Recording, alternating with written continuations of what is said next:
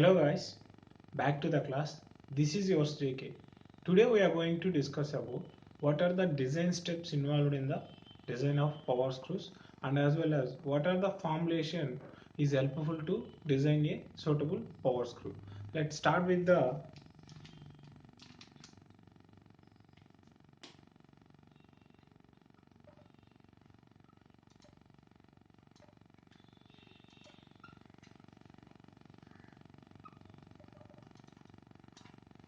design steps involved in power screw. Here is the first step is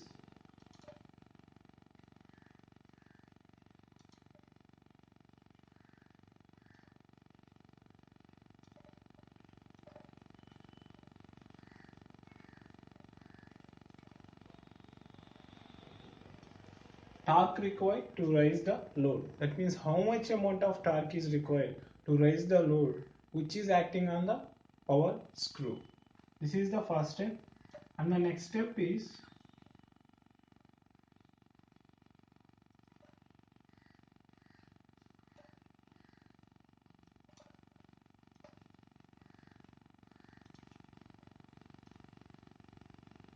in case of lowering load condition, how much amount of torque is needed here. It is the second step in the design of power screw, and the third one is the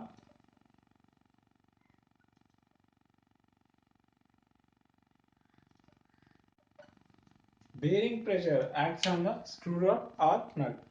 That means what is the amount of bearing pressure acting on the screw rod or maybe nut. It is the third step here, and the next one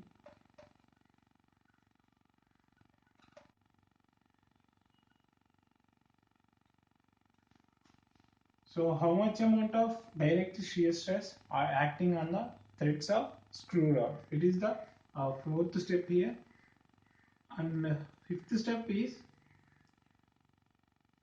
the direct shear stress nut. So how much amount of direct shear stress acting on the threads of the nut. The fourth step indicates the how much amount of direct shear stress acting on the screw rod, and in the fifth one we are going to find out the in case of nut how much amount of stress acting on the thread nut.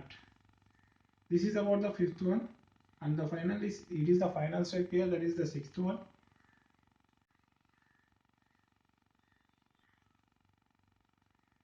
So how much amount of torque is required to overcome a collar friction? In this collar friction, we are going to find out in two cases. One is the uniform pressure condition, and another one is the uniform weigh condition. Based on these two conditions, we are going to find out how much amount of torque is required to overcome the collar friction. So these are the 6 steps involved in the design of power screw. Let's see one by one what are the formulas helpful to design a suitable power screw.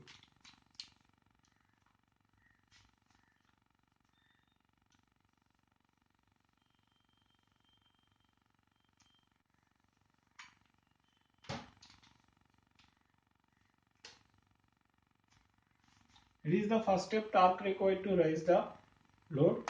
It is denoted by the TR, that is equal to W into D by 2 to tan alpha plus phi. So it is the form to find out how much amount of torque rise required to raise the load. Here the W is the load acting on the screw,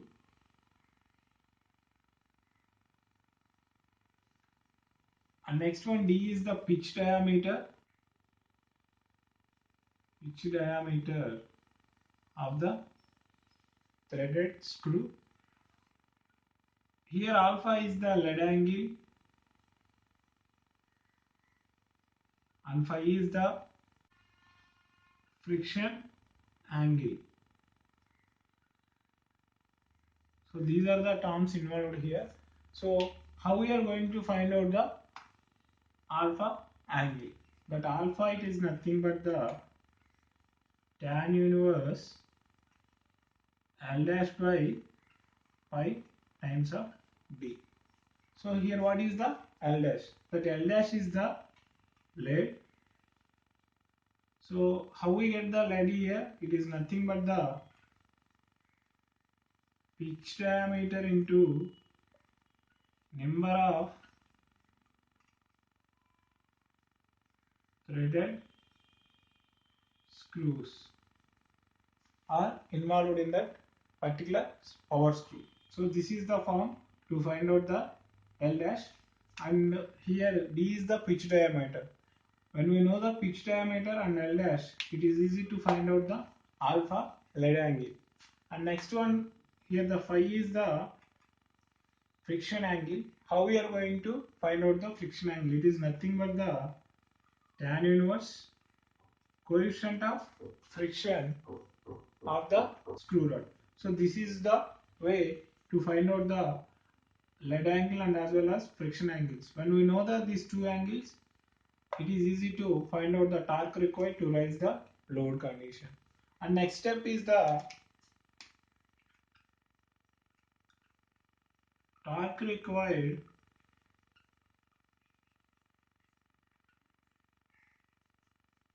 to lower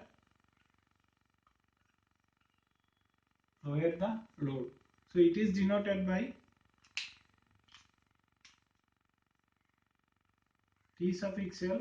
So that is equal to W into D by 2 into tan phi minus alpha.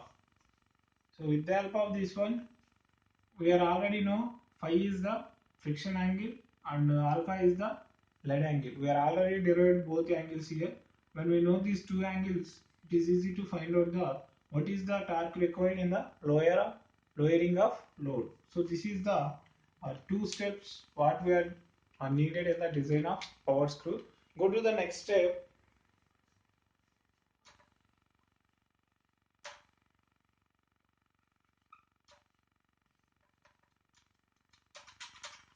Bearing pressure in the threads of screw rod. So that is equal to, it is denoted by first of all P suffix T, that is equal to W by N into pi into D times of T. Here we know W is the load acting on the power screw and N is the number of threads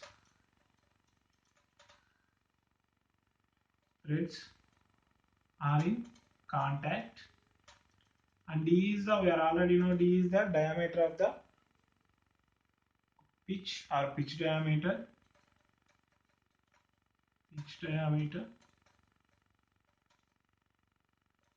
and T is the thickness of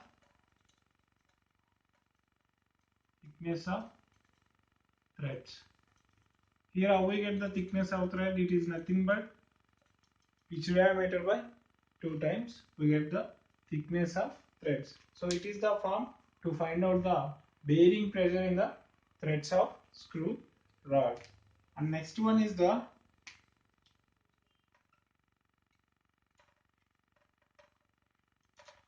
direct shear stress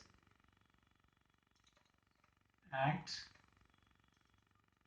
on the threaded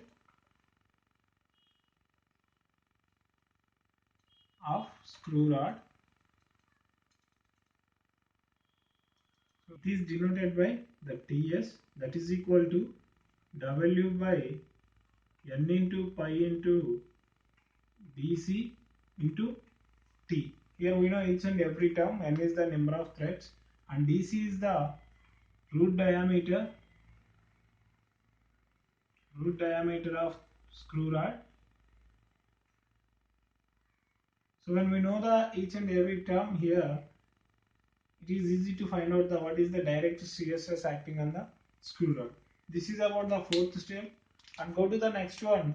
That is the fifth step. Direct shear stress acts on the nut. So how we are derive the direct shear stress act on the nut here. The Tn equal to W by N into pi into D naught into T. Here that now we know each and every term. The D naught indicates that is equal to diameter of the major diameter of nut. So this is about the direct shear stress in the nut and as well as screw rod. Go to the final step.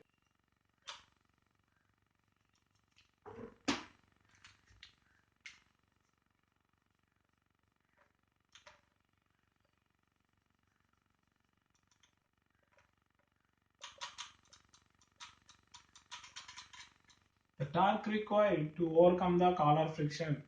We are already discussed. It is find out in the two forms. First one is the